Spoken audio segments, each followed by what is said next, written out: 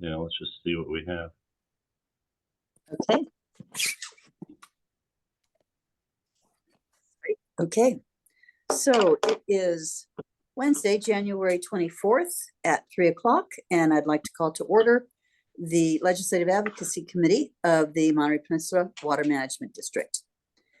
Could we have a roll call, please? There's Alvin. Director Oglesby.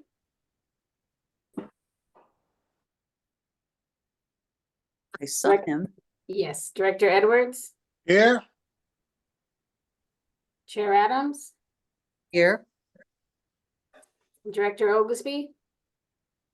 He's on mute. There. Well, We'll came take off that. mute and you're back on mute, Mayor. All committee members are present. Thank you. Okay. Is there any member of the public who'd like to comment on any item that is not on today's agenda? Chair Adams, I see no raised hands. There are no members of the public at the moment. Okay, great. Well, then we'll move on into our action items, and we'll have public comment on each of the items. The first is consider adoption of the June 28th committee meeting minutes. I hope that our colleagues have had the opportunity to take a look at the minutes. They looked fine to me. Is there any? Yeah, keeping in mind the composition of the committee has changed a little bit.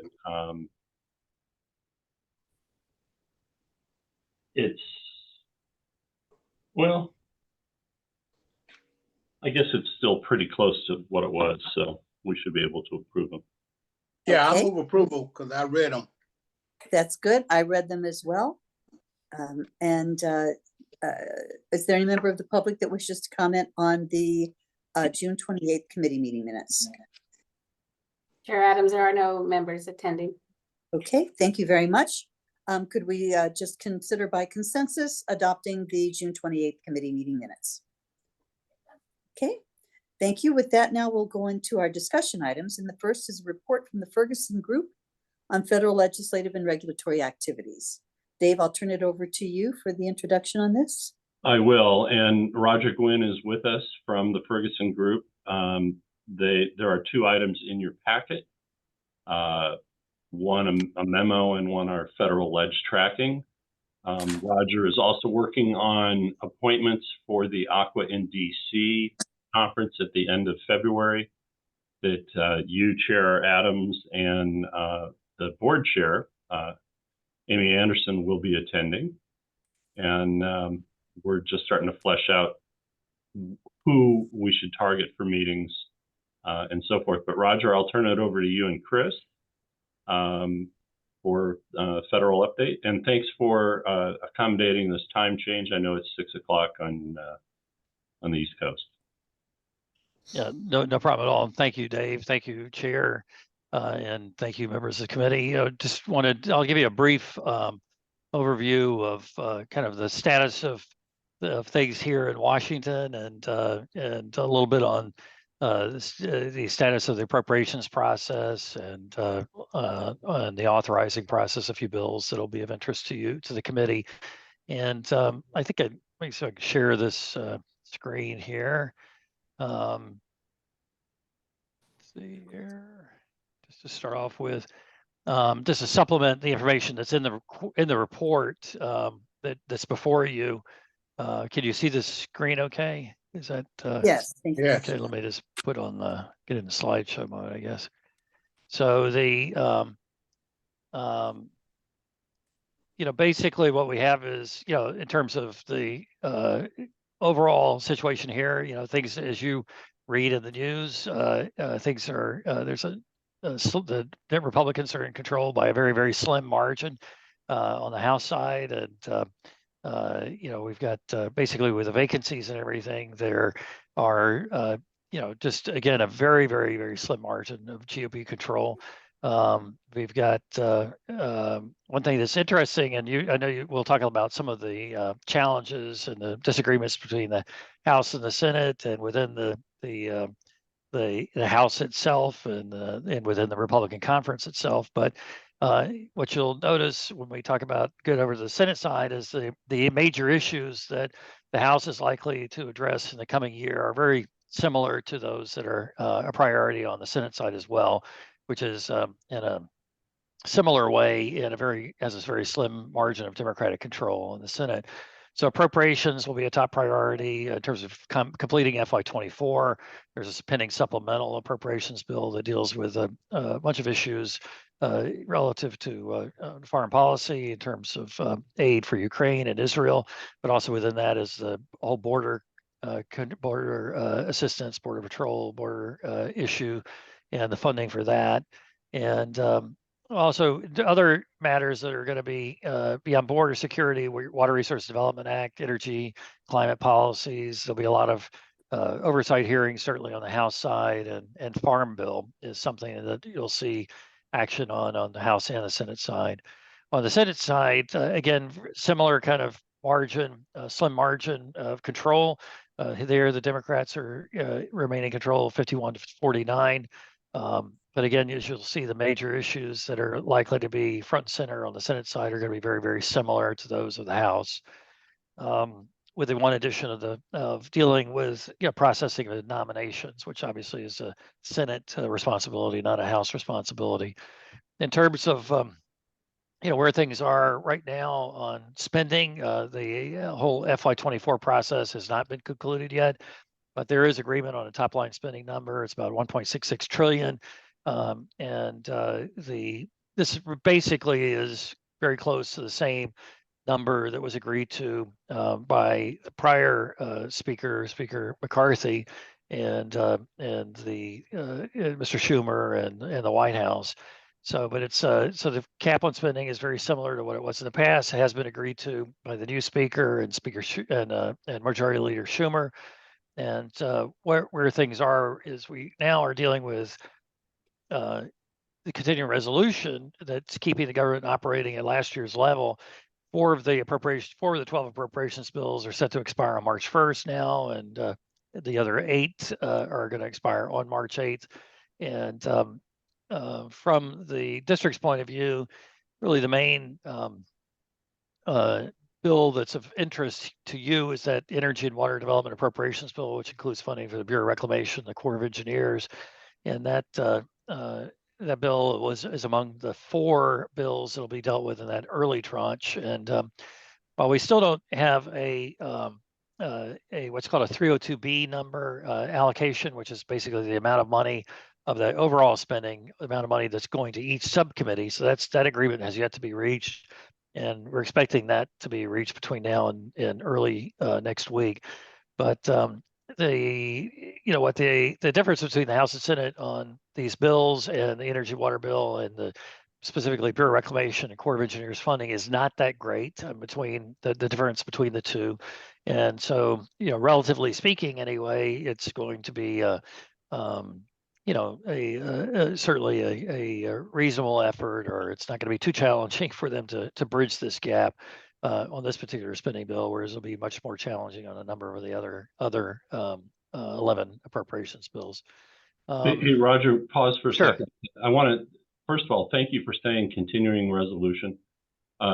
Leon Panetta addressed the local chamber at lunch yesterday, and he must have said CR, CR, CR.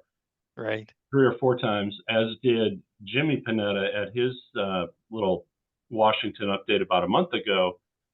And, inside baseball, like everyone was in, like, what's CR stand for? And Right. I think people are beginning to understand it, but, that's lingo that's unique among you guys. But for Chair Adams on this committee and for the trip back to Washington, I want to point out that Congressman Panetta's aide said, "Oh, he might not even be in town. That could be a week off. So getting a meeting could be difficult, pending any of the CRs." And so this one got signed last week. I sent her a note saying, "Did that change anything?" She said, "Yes, absolutely. They're treating it as it's in session, so he will be in town." But that could have drastically affected the availability of speakers for the conference as well as meetings with anybody. So if anything, the short-term CR helped us. Right. the Aqua meeting is scheduled or was scheduled at a time when the House was scheduled to be out of session. That's normal. This is normally a week that they're not out of session, but nonetheless, it was in this instance. But as you said, Dave, they've adjusted the schedule, and they right now they're saying they're actually only going to be in session on the House side the Thursday and Friday of that week. But that's still in all likelihood mean that members will be around, much more than, earlier in the week as well. So that's certainly helpful in terms of getting in a meeting with Mr. Panetta, back here. The in terms of appropriations for FY24, sort of what we've been pursuing on behalf of the district has been this Monterey Peninsula stormwater diversion. Excuse me just a second, Roger. So forgive me for interrupting. Yeah, I just wanted to ask, I don't want to step on toes. Should I wait to hear where we stand within a meeting with Jimmy Panetta before I text him? He would be surprised if I were coming back and didn't let him know. Would you prefer I wait until we have a tentative meeting with him before I do that?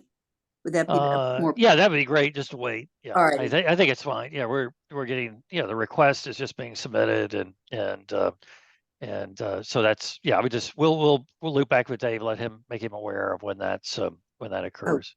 Okay. And it'd be great to have the follow-up email and text or what have you, and communication with him to make him aware, that you're looking forward to meeting with him and seeing him back here, and all of that. Yeah. Absolutely. So Roger, let's give it, to the first of the month for sure. And then at that point, we'll get a little, if we're nervous, we haven't heard anything back. That'll give us a week and a couple days. Right. So just excuse me, but Chair, and Dave, since y'all gonna be back there, how about y'all meeting with that new senator that we have in California? Roger's working on that one. Yeah. Okay, replace Diane Feinstein and ask her to give us some money to buy water. Let's get her on the record for something. So if y'all can. We'll request a meeting with certainly with Senator Padilla and Senator Butler both. So absolutely. Yeah, she may ask us what water is. Well, y'all tell. I'm sure she's up to speed on water, and I'm sure she's up to speed on what's going on that Senator Feinstein had already had in the pipeline. Yeah, she's a bright lady. And we'll get to one of those points because she certainly is taking some ownership of some of Senator Feinstein's prior legislation, and Chris will talk about that in a minute. Okay. Apologize for the little legacy item there, my email address on top of your not sure how that popped up there, but in any case, the number one request that we've been working on for FY24 is the Monterey Peninsula Stormwater Diversion Recycling Project. And basically, this is first year funding that we've been trying to secure to jumpstart the whole funding and work in partnership with the Corps of Engineers, using the authority that Mr. Panetta secured on behalf of the district in the Water Resources Development Act of 2022. Just as a reminder, this is an authority that will give the district access to up to $20 million in federal assistance for water and wastewater infrastructure and other water supply purposes. It's on a 75-25 cost share basis, 75% federal, 25% non-federal. So, great opportunity to partner with the Corps. And this was submitted by Senator Padilla. And again, it was just the first year of this request that we jumped on, after the Water Resources Development Act had passed last year. But we'll be making this a similar request again in FY25 in that process as well. Yeah, and just a heads up to this committee on that. This 2.1 million was actually two projects. One was the Lake El Estero that you may have seen on KSVW on the news last week, or a write-up in the Herald. And one of the reasons we included that project was that the city of Monterey had been borrowing funds from the grant authorization that they had received and putting it to a different stormwater project, and we were unclear whether there was going to be sufficient funds to do the project. They somehow have adjusted the budgets and put money back in. So that's why you heard about that project in the news. The other one was a Roberts Lake project that was in the Stormwater Master Plan, but after further discussion about the viability of that plan and the depth of the lake, it doesn't appear to be kind of a priority plan. So what we're trying to do right now is revisit the overall program and identify anywhere from 7 to 10 small scale projects that all kind of benefit local water supply. I've got a meeting next Thursday with Rem Scherzinger of Marina Coast Water District, where we might try to include the pipeline to Castroville, because as you know, Castroville would be losing their desalination savior if the desal project, Cal-Am's desal project, doesn't move forward. But Marina Coast Water District has offered to sell them water at a reasonable price, and there's a pipeline, and that's a disadvantaged community project to get it to Castroville. So we're going to be talking to them, and then there's a couple of projects that we could address some of the Salinas Valley grower concerns, a little less important for Pure Water Monterey than appearances, but it would certainly benefit, it'd be about $2 million of winter operations on the reclamation project benefiting the growers, which might buy us some additional support on the source water issues going on surrounding Pure Water Monterey.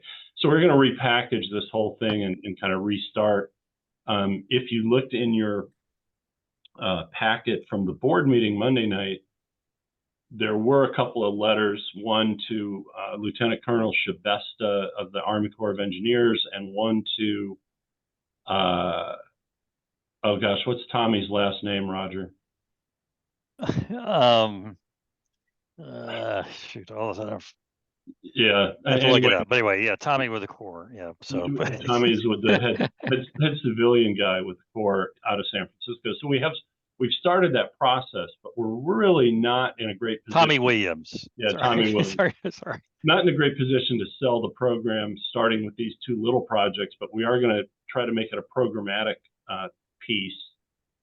Because, we've got 20 million of authorization sitting there that we need, at some point to make progress on. So that is a focus for this calendar year and next. Is there anything else with that for the source waters that we could focus on? Anything else we could look at? Well, Like some sort of a study or something? Yeah, so the Salinas Water Coalition and the other one that just got created with the Groundwater Sustainability Agency, the FONT group. It's got its own name, but it's a Salinas Valley group. Both of them have requested that Monterey One Water justify where all the source waters are going. We need to see where that goes at this point. But the testimony that just got submitted Monday by Monterey One Water just reiterates the position that there's more than enough source water. It's not Salinas Valley water. But when the Salinas River Diversion Facility, the SRDF, is not up, which would mean a dry year or critically dry year, there's a little less water available for these purposes. And so because the word Salinas River in Salinas is in the word Salinas River, there's still this misunderstanding that the expansion project has a reliance on Salinas Valley water. And I'm not sure we're the ones who get past that. But alternative waters, that's the focus of, for example, the Roberts Lake project, the Lake El Estero project. And these are little tiny increments to put into that interceptor and take it up to the regional treatment plant and Pure Water Monterey. So to the extent we're able to capture more of these little amounts of water, it does take the pressure off the Salinas Valley. So, there's some outreach that needs to happen around that. Anything with Sand City needing attention with their desal plant? I've talked to Vivica. No, they're coming to grips more with the big Marriott project and the lack of a housing builder for the housing piece that's supposed to go with that project. But we're helping them on moving the hotel piece along. So they're more in development mode than in supply mode.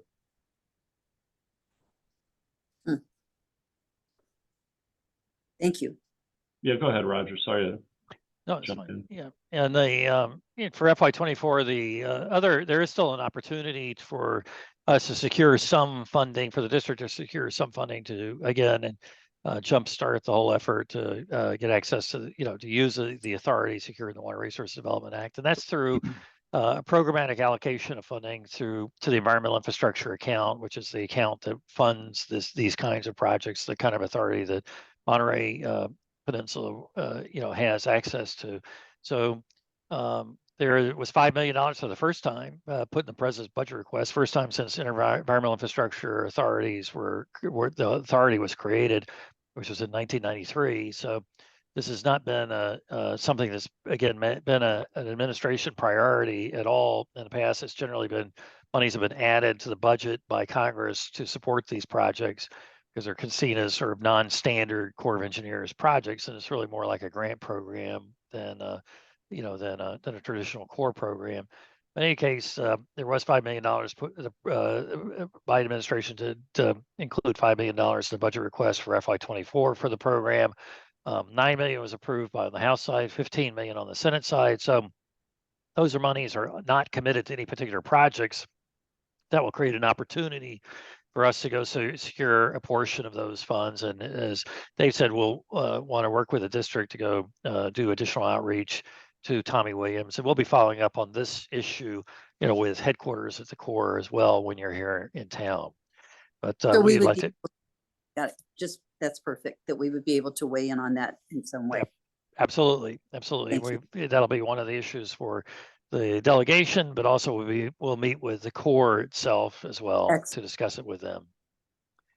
In terms of FY25, the outlook or the whole that whole process. I mean, it really kicks off with the State of the Union address and really the budget. Again, the budget request. Normally, budget request comes in the first Monday of February, but the Biden administration's delaying it and is going to release the budget request. We believe anyway the week of March 11th. State of the Union address on March 7th. So he wants to present the budget after the State of the Union. You're a good thing from Monterey's And point the of view. Pardon me? I said, and the election. And the election, right. So the good thing from the district's point of view is certainly that earmarks will continue in FY25, and so we're continuing to hear from the House and Senate, Republican and Democratic leadership that yes, they will continue, and those opportunities will exist in a very similar form to what they've existed in FY24. So again, the district will have the opportunity to pursue funding for, again, accessing the Water Resource Development Act authority, but other types of projects can easily be pursued as well. And we've shared some information with Dave about that in the past. We'll continue to, share that with you going forward. And they kind of range, the opportunities range from sort of traditional water infrastructure types of projects on the water supply side to areas of principal interest to you, over to the stream bank and steelhead restoration types of projects as well. Yeah, as an example, we attempted to get the fish weir, so it's the fish counting weir at the mouth of the river, the one that got destroyed by last year's floods that we're now repairing and replacing. We tried to get that through under some watershed monies primarily through Panetta's office a couple of years ago, but we ended up, I think, missing deadlines and not doing everything that we could have done. But there are other programs beyond our Water Resources Development Act authorization. So, yeah. Yeah, that type of project and projects focus in that in steelhead recovery and things of that sort will be certainly eligible for funding opportunities at the in the earmark process, as well as competitive grant opportunities going forward. And then, that's sort of the next other thing I just wanted to point out quickly is that, we do certainly expect grant opportunities to continue to be available to the district that the district will want to consider and pursuing. And they are available on a more robust level than normally because of the passage of the Infrastructure Act package and then the Inflation Reduction Act. So from the last couple of years. So there are significant opportunities for funding for everything from small surface and groundwater storage projects to, again, drought and climate resiliency to ecosystem restoration. And again, steelhead recovery would certainly qualify for those funds. And as always, and as you've taken advantage of in the past with your partners, Monterey One Water, water reuse opportunities will continue to exist as well. As well as, Chair, you mentioned studies and that kind of thing, and certainly additional funding opportunities as well. And just to give, in terms of the scope of this, the additional funding opportunities, we're really talking about significant increases in the water area in particular.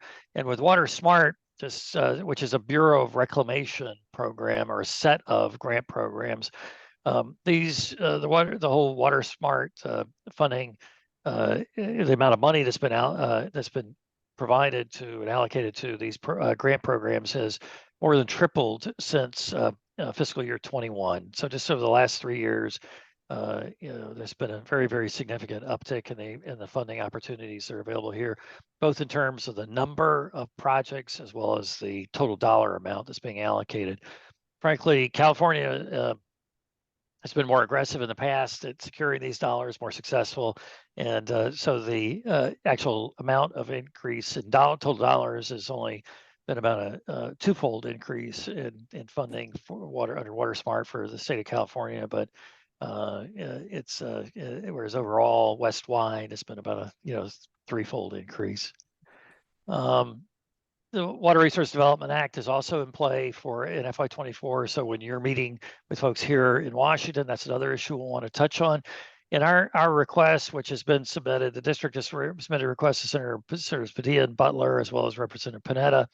And our request is really a fairly technical one, but it's not without its controversy. It's just simply is asking the Corps of Engineers to be given some authority to provide assistance under environmental infrastructure under Section 219, which is a particular authority where your $20 million lies, to provide that assistance in the form of reimbursements rather than requiring the Corps to manage the contracts, control the money, execute the work, manage the actual contract execution, all that kind of thing. So it's just really more efficient for the federal government and for you, certainly, if they were able to provide assistance to you in the form of direct reimbursements. And again, that's really what we're asking Congress to consider doing in the 2024 Water Resources Development Act. So, yes. Not to take you off that one, that slide back, go one more slide back. I get that last one about the title, about the second round due. Can we ask for money in that?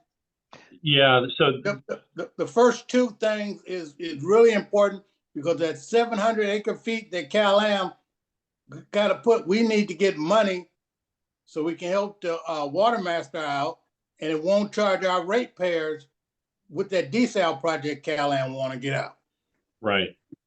So to the first one, the Title 16 monies, the short answer is no, because it would apply very much to the Pure Water Monterey project, but we're already maxed out. They do the grant to the owner of the facility.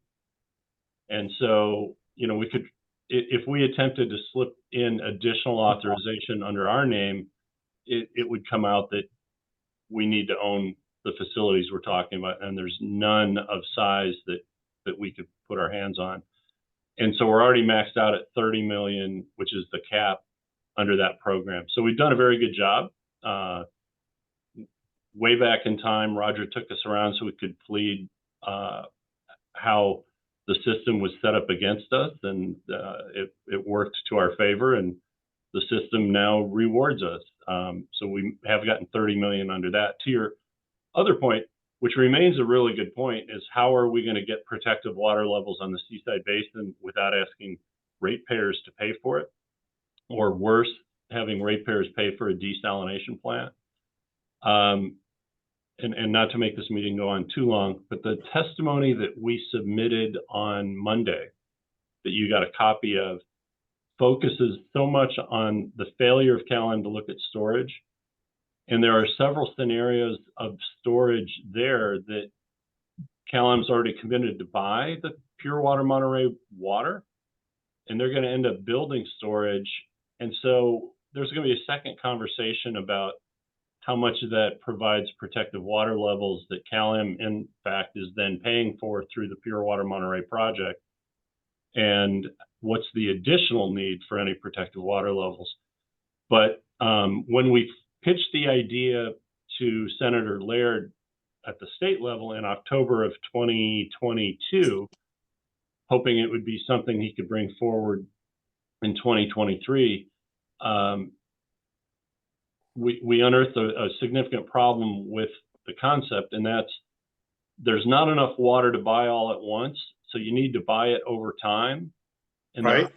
there aren't a lot of programs, at least at the state level, that would provide a continuing appropriation well into time over a 10 to 15 to 20 year period to buy that water on an annual basis. And so, we promised to put our thinking caps on, but I don't think really anybody did put their thinking cap back on to figure out how you can get a long-term recurring appropriation. And, that would be the type of thing, at least at Laird's level, that John and Lori coming up next can maybe address us on. But that's going to be the fundamental problem in whether, looking at federal money or state money is. Okay, thank you, Dave. Yeah. And then just, let's see, we talked about Water Resource Development Act. Then the last thing is just authorizing legislation. I'm going to turn it over to Chris Cummins, who's going to talk a little bit about Stream Act and some other things there. Another part of, after the basic report that we provided, we've got the Ledge Tracker follows that in the packet that you've got before you. Yeah, and there's Chris? a couple, and before Chris gets into it, that do appear on the Ledge Tracker. You'll see it. But back on that prior issue, I want to clarify what Roger said. We have provided actual language to Panetta's office, Padilla's office, and so forth, for the WRDA Act that's going in front and for 2024. And the reason that language is provided is trying to make it easier to function a lot more like the state revolving fund and other funding mechanisms where we control the contractors, we spend money, and then we get an invoice, and we send a package of invoices up to get reimbursed. That's the way the WIFIA loan works on the expansion of Pure Water Monterey. That's the way the state revolving fund grants work. And so all this is a request to have them look at reimbursement authority for the Corps of Engineers should we ever, get some of our money out. But it would benefit all recipients of Corps grant monies. So it's kind of like a fix-it legislation for the benefit of all of us water agencies out there. And it's not to belabor this too much, but this is not an insignificant request to the Corps and the members who sort of look out for the interest of the Corps of Engineers. It's they see this as a slippery slope leading to the Corps becoming a granting agency, and they don't want that to happen. But this authority does exist in other parts of the country and has been used for decades now in several places, and we're just trying to replicate it nationwide, certainly for your benefit as well as others. And it's not just us, the little sleepy district on the Central Coast. There are others who are asking. Right, dozens of communities, dozens of members are asking for it across the country. So again, I'll turn it over to Chris to talk about a couple of the pieces of highlight a couple of things that are in the ledge tracker, Chris. Great. So with the ledge tracker, we're just going to go through a couple of bills that bubble to the top as top priority for Monterey. And here we'll start with the Stream Act. If you have it in your packet, the ledge tracker, it's on page 6, and that's S2162, originally introduced by Senator Feinstein, and Senators Padilla and Senator Butler will work to carry that water through the rest of this legislative session. And that's an amendment to Drought Relief Act of 1991. And the main goal is to increase water supply and modernize infrastructure in California and the West.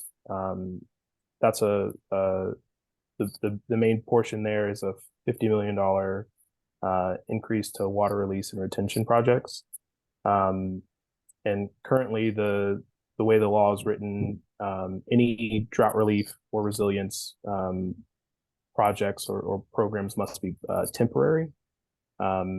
Because of the frequency with which this comes up, they're looking to amend that to make it permanent structures, allowing more flexibility and improvements to water infrastructure writ large.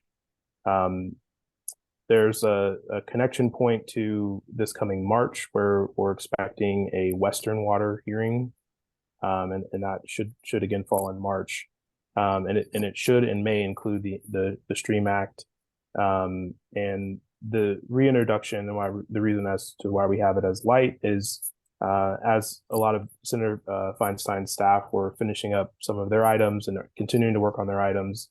They slimmed down the original version of the Stream Act with the hopes of making it more palatable for potential passage later on.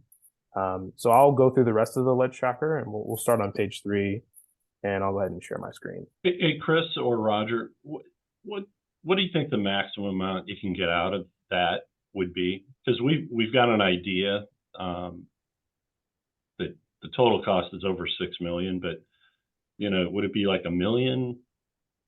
The Drought Relief Act, you can get up to, if this piece of legislation goes forward, it'll give you access to up to $30 million for a single project. Oh, so that 30 So, wasn't yeah, the total yeah. authorization. No, it it's not was the total. No, it's individual authorization. individual projects. So, and Okay. additional money, during drought emergencies, this account, while there's a certain amount that's available on an ongoing basis, that tends to get, blown up, during an actual drought event. So, So into the hundreds of millions of dollars that are available. Yeah, so to the mayor and Director Edwards and Supervisor Adams, you remember when we were talking about a third ASR well at the Santa Margarita site?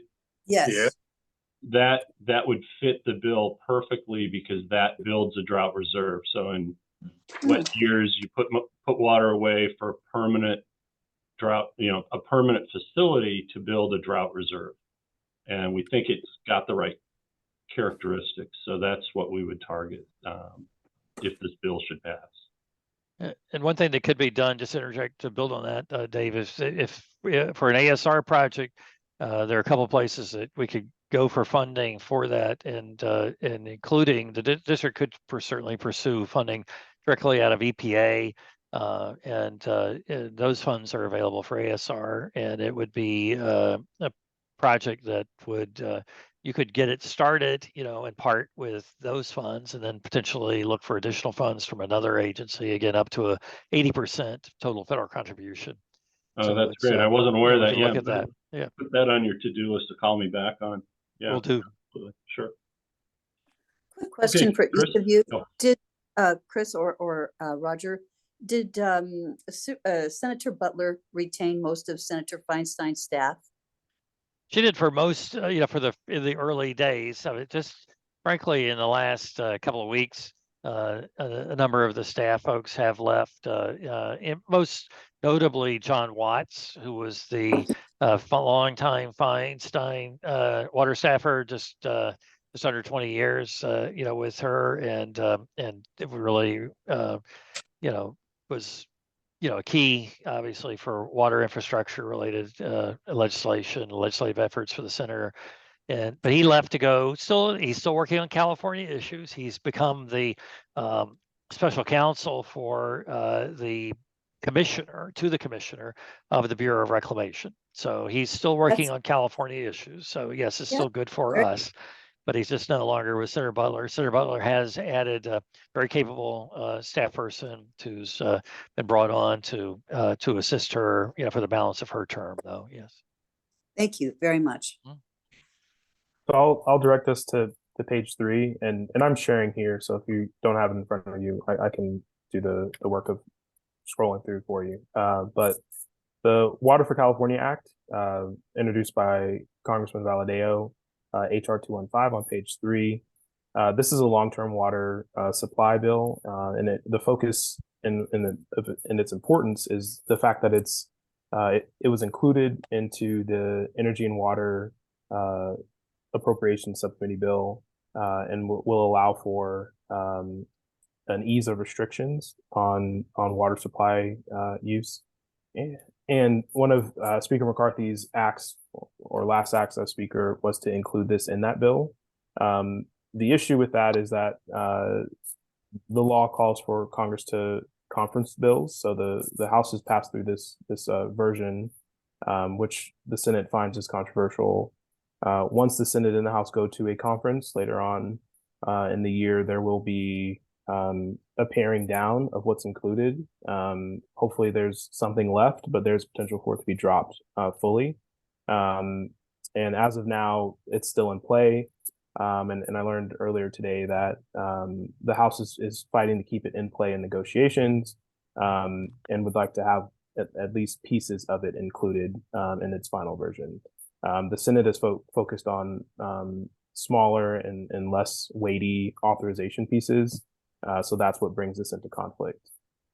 So we'll scroll up to page 1, and that's a farm bill provision that may prove important. And this is Water for Conservation Farming Act, S2102.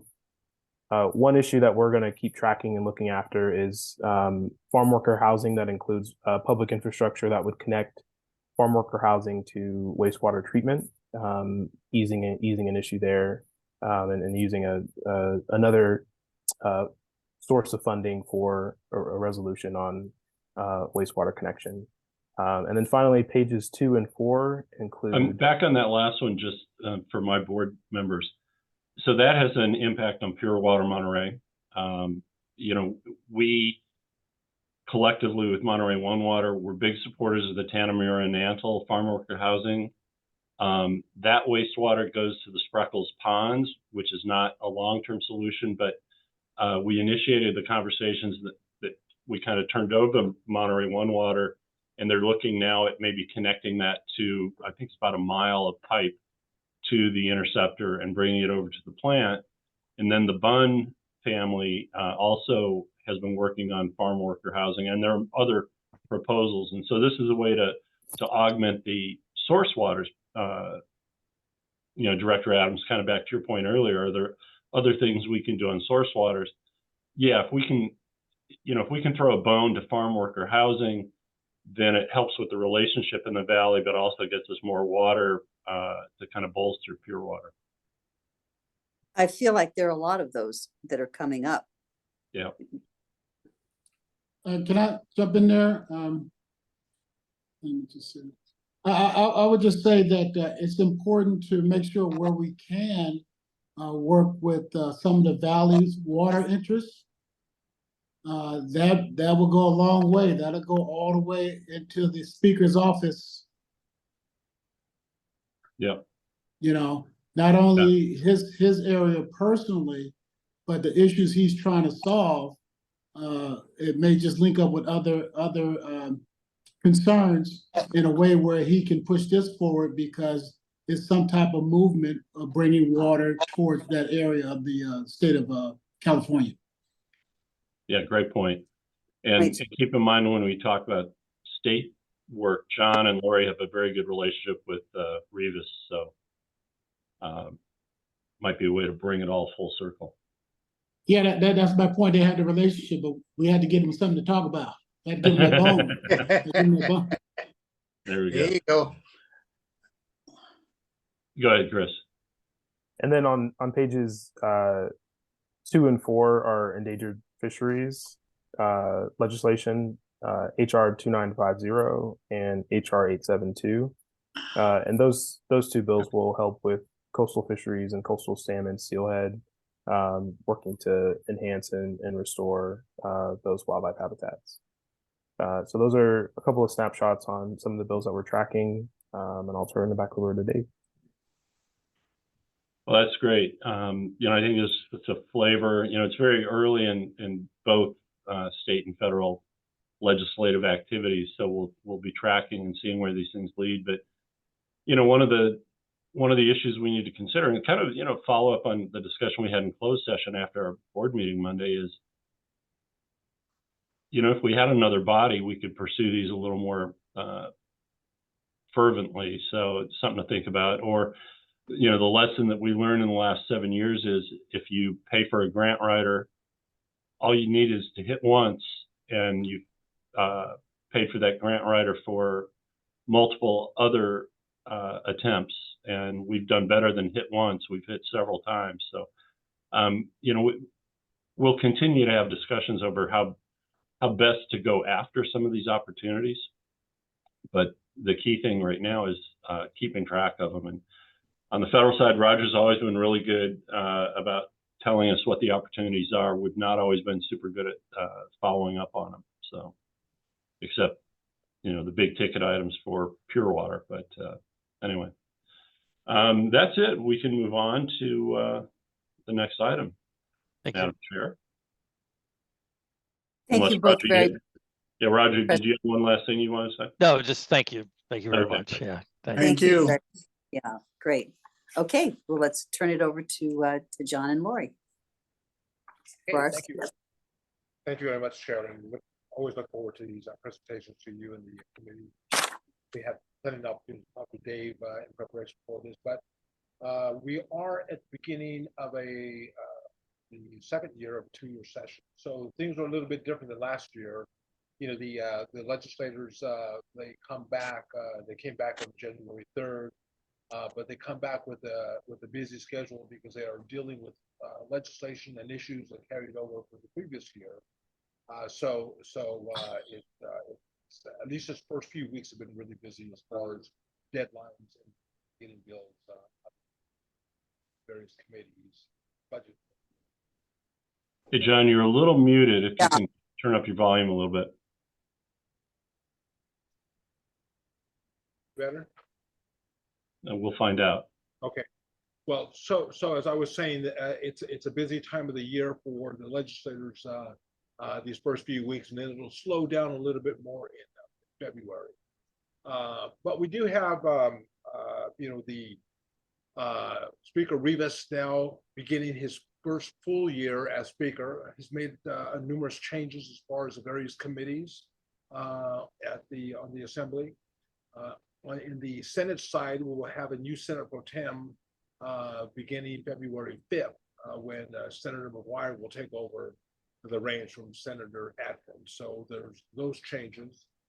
We did have the governor roll out his proposed budget last January 10th. So we're going through that process right now, and Lori's going to give you a much more detailed conversation on the budget, as well as some of the legislation that we are dealing with now and some of the proposed legislation that's coming out.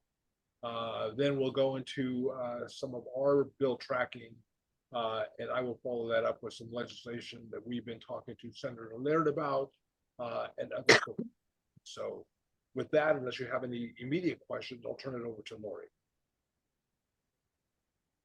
Thanks, John. Okay, can everyone hear me all right? Yep. Perfect. Okay. So I guess what everyone was waiting for, and the governor's budget proposal was, one, what was his number that he was going to pull out? How bad is it offset from LAO's whopping $68 billion deficit, and how is he going to close it? I just want to kind of remind you guys, and we talked about it last year, that these legislators, there's only one or two that are currently serving that has ever served during a budget shortfall. whether it was with or late Schwarzenegger or early Jerry Brown. So all of these legislators have had these boon years of surpluses and unprecedented reserves, and now they have to look at making some cuts and where they're going to negotiate with the governor. Not surprisingly, his budget shortfall was significantly less than the LAO. It comes in a little bit shy of $38 billion, which is a $38 billion difference, which we'll probably find out who's right come the May revision. So he's going to balance his budget, or he's trying to balance his budget in three ways. One is what he terms budget resilience, and that is tapping into our reserve funds, where we have the rainy day reserve, we have a safety net reserve, and then we have the MCO tax that he is going to be reissuing. That'll probably be, it's more, his estimates are high. We're hearing more about 3.7 instead of 5.7. And there would be a remaining. Lori, Yes. you better do something about the acronyms. The MCO tax. The managed care. Thank you. Yes, sorry about that. So this was a tax that was put on when we had the real big budget deficits of yesteryear, that the health, basically the health plans and the hospitals put upon themselves, so there would not be any more Medi-Cal cuts. So basically borrowing Peter to pay Paul. And we've just kind of stuck with this, the managed care organization tax. And Thank so you. usually, yeah, they usually come up every 3 years where they have to be reissued. And we haven't had one in the past 2 years. So this is how they're going to kind of close it, is redo another one. So with that said, it leaves about $18.5 billion in our reserve, which we are taking about half out. The other one is belt tightening. The governor would like to cut about $12 billion. You're seeing this happen, not only in localities around, but cities and counties, is that they're freezing new contracts, pausing, no new cell phones, travel, IT. But one of the things in the last bullet point I really kind of want you guys to scrutinize is auditing and evaluation of state spending, particularly around homeless, housing, and behavioral health and transit. This is going to be big. I'm sure you've seen stories, especially around your region, with the Salinas and King City with the home key funding. And that's going to be, this happening all around the state, LA. This is going to be a big issue. We're talking about mismanagement of billions of dollars. Nothing on the Employment Development Department scale that we had during COVID, but this is really going to be affecting contracts, grants. They're freezing money. They're pulling back money. Money that was promised, it's being held up. Their requests for proposals are not going out. So this is really mucking up a lot of the state funding in these areas, and it is touching on water. And we'll be seeing more of that. And then the last, which we knew, which was delay, defer. He did this last year. This governor, as I said many times, it's very confusing on his budgets, rather than with his predecessors, as he does multi-year budgets. So he can say, I've given $40 billion to homelessness. Well, what are you giving this year? And he does it as basically like his administration in the longevity that they've had it. So when he's delaying, budgets that were 22, 23, there was money coming in 24. So he may not be expending any money in 2024 for these programs, but he's delaying and deferring and reducing the back end commitments that the state made when we had more resources. So again, it's robbing Peter to pay Paul, just to kind of kick the can down the road. And this is going to be with some of your transit capital, rail, some of the student housing, and rewriting the compacts with the University of California and this California State University systems. In terms of water, which is good, no big changes. There is a reduction for some of the programs related to drought and flood, but he did increase, put new investments into some flood protection, levee repair, and of course the Salton Sea is the restoration is always on his priority. Of interest, he was on the Bill Maher show late last week, and the governor, they were talking about waters and almonds and the water intensity. What are we going to do to address the water issues in the state? And the governor basically said, and he said this is press conference, that the Delta conveyance is his #1 project, water project to put through, and that could solve a tremendous amount of the state water problems, which has everyone up in arms because no one in the Capitol or the legislature really supports it. And no one up here supports it. And LA may, but we don't live in LA. So, and the cost of it. So he's going to do a lot of behind the scenes maneuvering with water to get this, to try to get these tunnels through. Even though there's about 137 lawsuits filed against it, the state hasn't addressed one. And kind of tying this into his priorities, and we'll talk about it in kind of switching over into legislation, and that you guys are very well versed on are the water bonds. We had 2 humongous water bonds last year, AB 1567 and SB 867. Each was roughly about $15 billion. We were incredibly supportive of it. John and I have sat on, for years, the Aquas bond coalition, and of course they got held up on the other house because the governor did not want any bond competing with his mental health measure that is will be on the March primary. The goal is for these bonds to come back. They're not moving. They don't want to move the shells. What we're hearing is that a bond will go forward, but it's instead of 15 billion, it's more around 7 to 10. We're going back to where we were a couple years ago. Also hearing that the environmentalists are going to be releasing, or the coalition of some key environmental stakeholders will be releasing their own water bond. And talking with Aqua, they said, well, that's great. It's not really water focused. It's more climate focused. And so Aqua is going to, stay off any type of support. So we'll be kind of keeping you abreast on what this bond is going to look like. This is going to be the opportunity for state money to be invested in water infrastructure, recycling, groundwater, etc. Because we're not going to be seeing any money come out of the state in terms of water. They're going to try to keep their commitments that they have made in previous years, but as far as ongoing new funding, highly, highly unlikely. So that's what I kind of have for the budget. Are there any questions?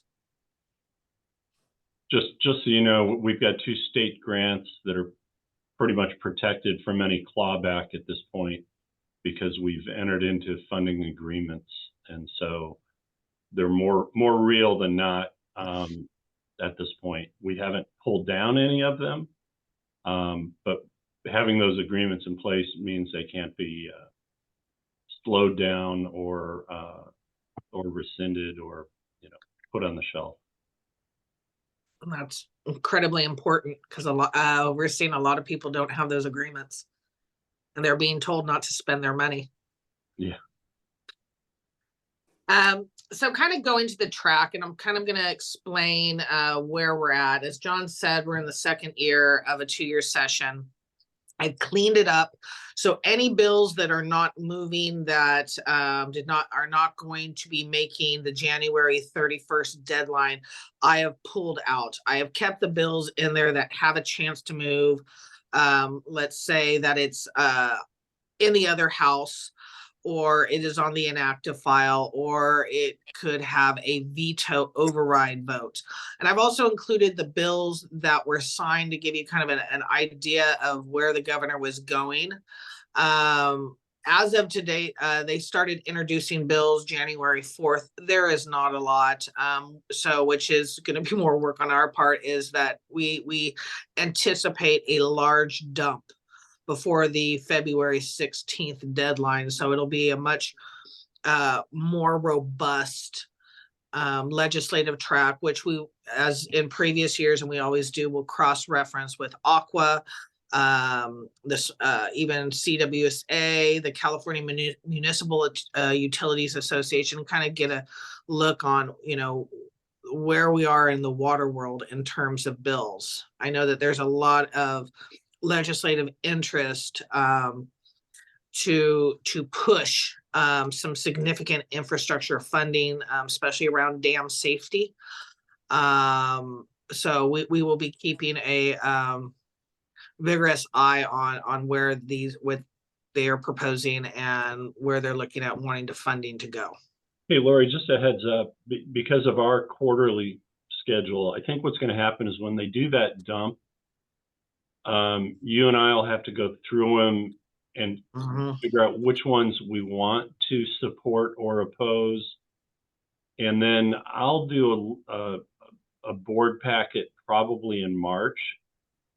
There's also some CSDA, the Special Districts Association, concerns over initiatives. And I think we'll just wrap all of them up into a nice tidy package and just put them on our board's agenda for general direction, you know, at least on the ones where we know that, like CSDA has got a couple right now that you need to strongly oppose. We encourage everybody to get their, you know, get letters out.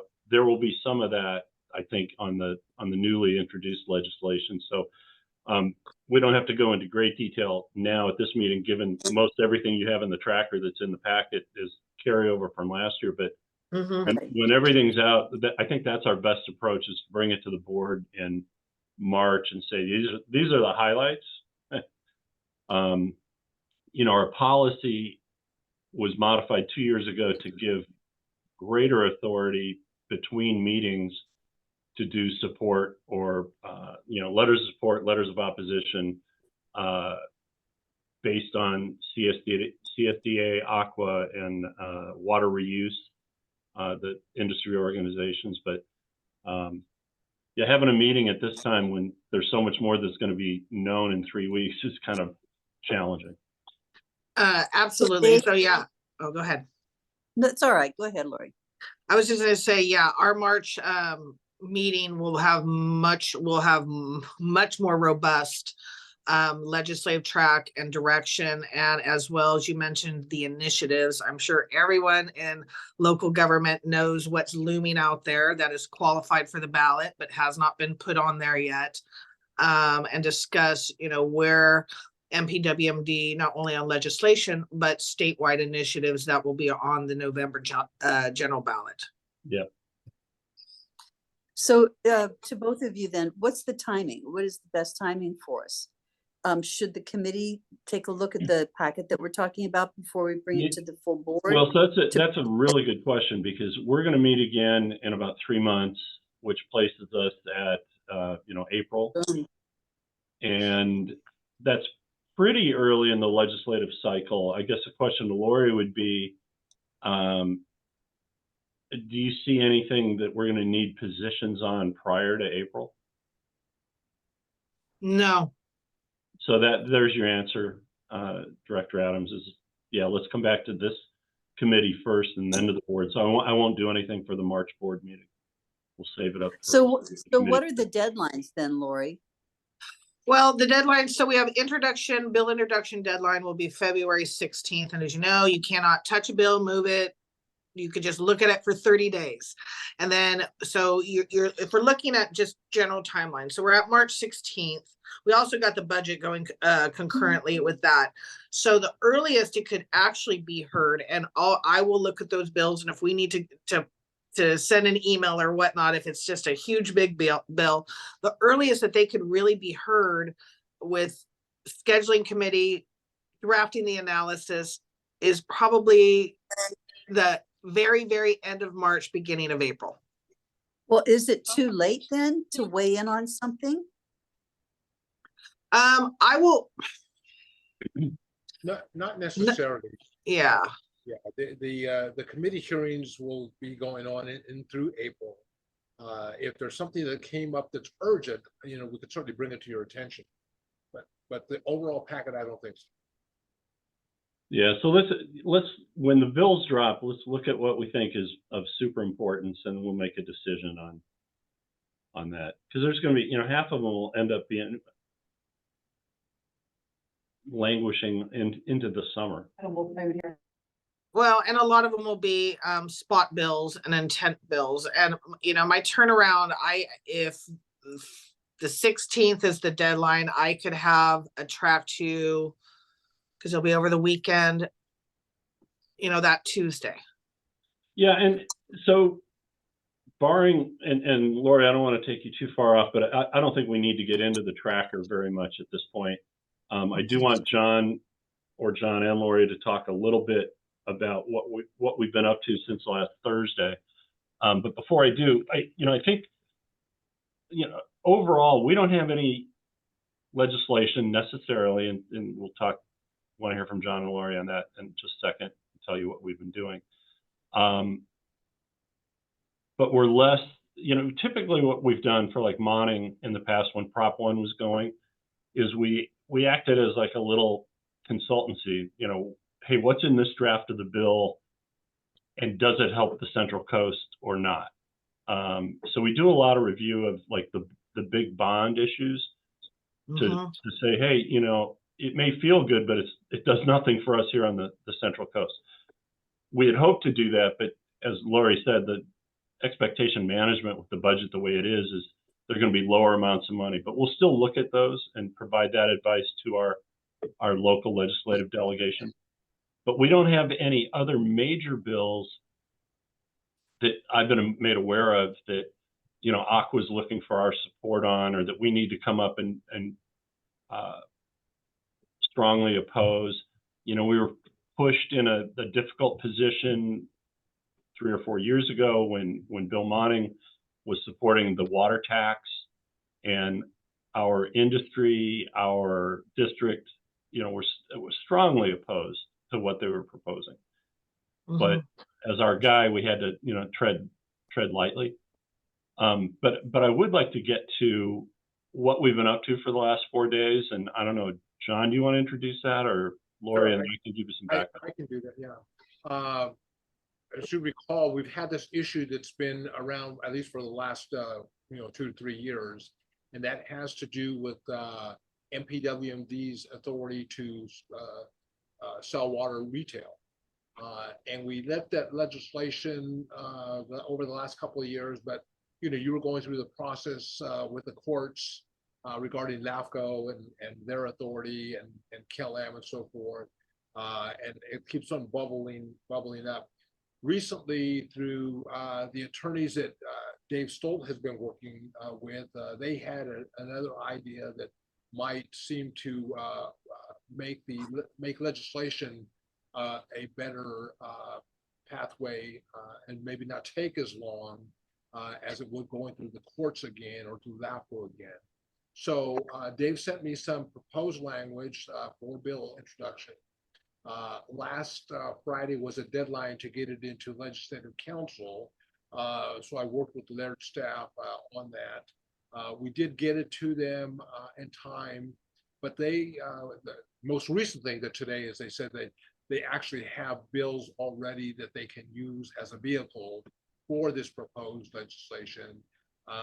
So what we're working on right now is some of the details that will help John Laird make a decision as to whether or not he thinks we should move forward with legislation. So that's where we're at right now, the proposed legislation. I don't know, David, you want to? Yeah, so if you remember Edward Schexnader from Monday night's closed session, I don't want to talk about our position on closed session. This is a public meeting, but you know, he's been assisting us with the LAFCO issues related to both eminent domain and the LAFCO lawsuit. Dave Laredo and I had a meeting with him Thursday morning where, again, we talked about the options and how to, you know, do we go back for LAFCO hearing? Do we have LAFCO write an amendment to the municipal services review that recognizes that our power exists? And during that meeting on Thursday, Edward said, well, you know, the easiest fix would be to get some legislation that takes care of this whole thing. And I said, well, John, Lori, and I brought that to a meeting in October of 2022 for the 2023 legislative session. And it was very generic language. It did make it to the Legislative Council's office at the behest of Mark Stone. But when Mark saw it, it said, oh, you know, this is touching on eminent domain, which, while I totally agree with the takeover of Cal-Am, eminent domain is like the third, you know, one of the three rails of politics. I'm not going to support it. And then John Laird looked at it and he said, wow, this seems a little specific to Cortese Knox Hertzberg. Do you want to maybe do a cleanup bill on your whole legislation and we can kind of slip this in? We said, well, that's a slippery slope because there's so many people who want to change how our board is appointed or elected, what our powers are. That could be an invitation to a smorgasbord. And what happens if it gets out of control? And John said, well, I think I could probably control it, but we didn't have the appetite to really reopen our legislation, our enabling legislation. So it just died and it became nothing for last year. But I used that language that the Legislative Council's office came up with. I gave that to Edward, and he just cleaned it up and made it far more generic. I look at it, I'm like, will this work? But he looks at it and he says, oh, I think this will work. So as John said, we tried to get that submitted. We got it to Laird's chief of staff on Thursday. He looked at it. He did not submit it to the Legislative Council's office as a priority on Friday. That window closed. But on Tuesday, Michelle Reyes in his office, who works with the chief of staff on legislative stuff, said, hey, we might have a place for it. Fill out the standard form for submitting legislation and give us a Word document of the legislation.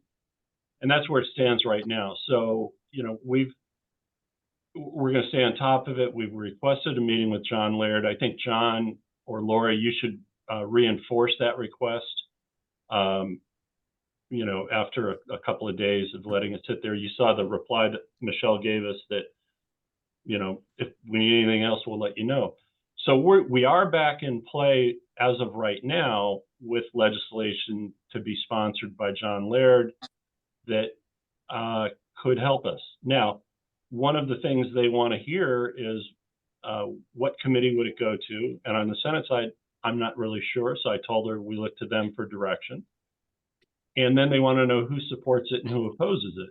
And I was pretty clear in our application that we could probably get many letters of support, but the California American will be the obvious opposition. So we're going to see where that one lands. But if it lands as a piece of legislation, that's where all our attention will be going here. So this is an option, because offline I want to talk to y'all because y'all, I'm hearing something that I don't want to hear, because when we came on board, the district was formed.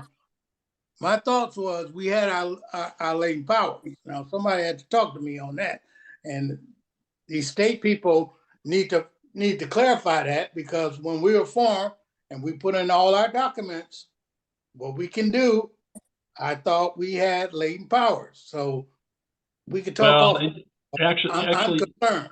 Yeah, so you are right, but what latent means in this case is it's a power you have that you haven't used. That's why it's latent, and so you need to activate it.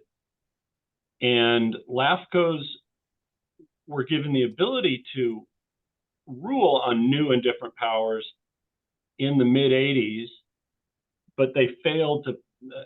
They were given discretion, and most LAFCOs failed to use that discretion to give themselves the power. So then Cortese Knox Hertzberg in 2000 specified that they do have the power.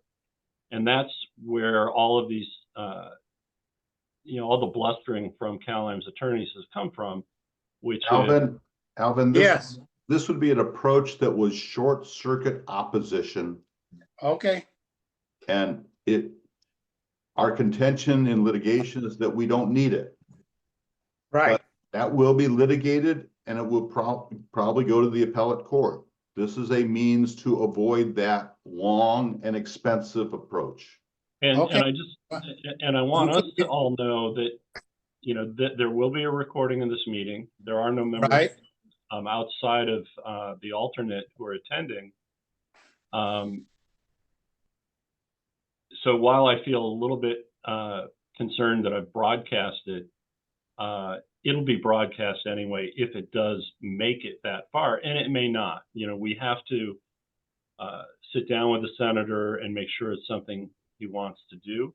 But I just wanted, late breaking news. I wanted you to know that we've gone ahead and done this. Okay, that's fine by me. We're looking at all the options, but on another note, on a small scale, we've been using our latent powers. Absolutely. Okay, let's make sure we get it all in there, because Well, and not to get too derailed on this, our whole contention is not only did we use it, but the legislation that existed at the time we used it, that our local Monterey County LAFCO did not utilize, said, hey, if you've already got a power and you just expand it within your service area, that is not a new or different service that is subject to regulation. Now, Monterey County never utilized their power until the 2000 change to LAFCOs gave them the power. But if, we had to in front of a court, that's kind of the step-by-step we're going to go, which is we already did it. They didn't have the power to regulate it. They didn't choose to take the power to regulate it. Once they got the power to regulate it, we were already doing it. And then when our friends say, well, but 40,000 customers is different than 12, we say, well, the legislators who drafted that interim piece said, no, if you've done it to 1 customer, 10 customers, 1,000 or 10,000, that's just an expansion of an existing power that you already have. So who knows where it's going to land. But this is another attempt to, in a very generic fashion, say, notwithstanding any other law out there, the district has the power. Okay, I understand. So we better get off of it. Yeah. Okay, so let's get back and see if we can finish up our state legislative review. Or Dave, on your, do you believe that we've completed this item of the agenda today? Well, I don't know. I kind of rolled over Lori a little bit. Did you want to keep going on anything, Lori? No, it was just also in the report. You guys can read it. We just did highlighted a bill of interest, which sorry about that. It will require the use of potable water be prohibited for irrigation of non-functional turf. This excludes, does not address residential turf. We had strong opinions on it last year, didn't really so much take an official position. But so the ban on the stages for the CCI landscapes I have outlined in the memo. It's just a bill of interest that I know that the district has always, had strong feelings on, so I did add it. And then other than that, I think Dave was talking about other legislative issues and upcoming meetings that we will be having in Sacramento with some of the stakeholders, if you want to go on more. No, that's going to be it.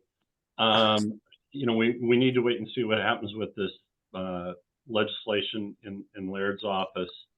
I will be up in Sacramento May 7th through 9th, I believe it is.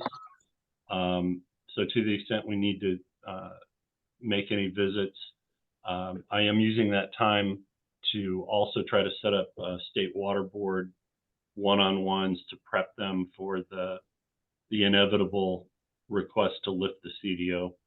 I'll expect you or John to go with me to those, but it's not even February, so I can't think straight on that yet. Okay, when it gets closer, we will schedule those meetings for you. Excellent. And I may have to do them over 2 or 3 days because, you know, not all the board members are there all the time, and I'll have to check their calendars, see if they've got a hearing that week. So, you know, we shall see. Okay.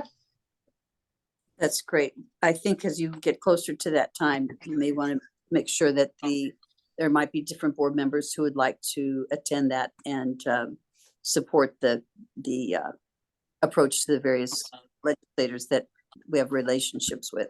Yep. And the other thing we need to look into, John and Lori, is the Assembly Speaker has appointment rights on the Coastal Commission. Mm-hmm. It does. And when and if any changes happen at that point, I'd like to, you know, just kind of track that, put that on your to-do list, because we'd like to know, and then maybe go visit the new ones and pitch our story. Okay. I know it was a disappointment to have the person from Santa Cruz be appointed. We really wanted someone from Monterey at the last go round. It was very disappointing. Yeah. Especially since there had been some question about the process that they used to get there. Oh. Questioning the political process? Shocking. There was a little Brown Act issue going on. Stations that had but I think, Madam Chair, that's all we have. I mentioned, you know, of my items, the other things we already picked up on the recent effort on legislation. The fact that we need to kind of marry together some of the CSDA positions on things, and the two most important that are just, you know, not water related, but just special district related is, you know, there's an attempt to change the majority, the definition of how many voters have to approve a voter referendum. And there's actually a bill that's kicking around right now, ACA, shoot, I don't have it near me, that's trying to make it such that any referendum that seeks to change, to make approval of public referendums more restrictive has to pass by that more restrictive level, not the then current level. So that's an interesting one that CSDA is supporting. And then there's another one which would limit state and local government's ability to raise revenues, that's put out there by the Business Roundtable, but a lot of special districts are in opposition. I don't know yet really how it would affect us, but those are the two biggies right now that are just general government, not water related. So. Yeah, Dave, there's actually two competing, well, there's three revenue initiatives. Two have qualified, and one was the one you mentioned, the ward. It's and then there is another one. They're both would say more local government friendly, and to counteract the roundtable one, which again has qualified for the ballot, but they have not pulled the trigger on it to put it on the ballot. There is a big, huge, large coalition against it, as you'd say, the counties, the cities, special districts, every local agency, and the Legislative Analyst Office estimated billions and billions lost for local revenue as a consequence of it. And we're even seeing with other entities, especially the private developers, that they cannot secure bonds for their development because all the bond, the market's too shaky on this, even going back, because what's scaring it is that there's a provision in that initiative that grandfathers, makes it retroactive to 2022. So Yep. anything moving forward is now held to those standards and everything could fall apart. So you have private, you know, it's really buckling down the housing market and expansion. So there's a lot of fallout from that one, but I know that you have the two other ones. And I think the legislature wanted to confuse the voters because I think we remember the, Right. with the gaming ones, you got to vote yes on one and no on the other, but there was just too many. So everyone just voted no. That's what they're doing. So, you know, and especially, you know, revenue issues, while we think they're awesome and sexy, the general voter doesn't think so. And so it's going to get very, very convoluted. And they're looking at this being a war of attrition of who's going to outspend. But that, when we get closer for our next presentation, I'll have an outline of all of those. Great. But that's it. So I think we're all set. And you've given us some suggested items to talk about future meeting. But if there's specific agenda topics, please let me know and we'll get it on the agenda.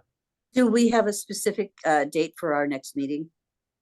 That's a Sarah question. You know, we just yesterday talked about the need to schedule all of these. Was that a no, Sarah? No, we haven't, not for this committee. Are there any suggested dates in February that I can look up? Or in April? April?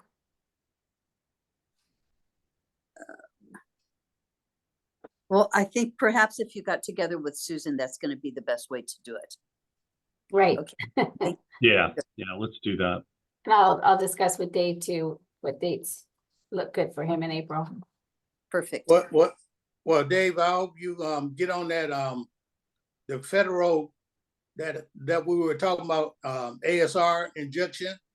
Yeah, that's one. That is critical at this time because we need to move on that. So I hope you coordinate something with him. Well, I get all excited when Roger just uses the acronym like ASR, just, you know, like it's a piece of the vocabulary. So But that's important. So yeah, no, we'll follow back up. all right. Excellent. Is that it? Thank you, Okay, Chair. nothing else. That's it. We'll adjourn. Thank you very Thank much. you. See you in Talk to April. y'all later. Thank you. Thank you so much, Chair. Thank you all. Yep. Thanks Thank very you. much. Bye-bye. Bye. Thank you. Thank you all so much.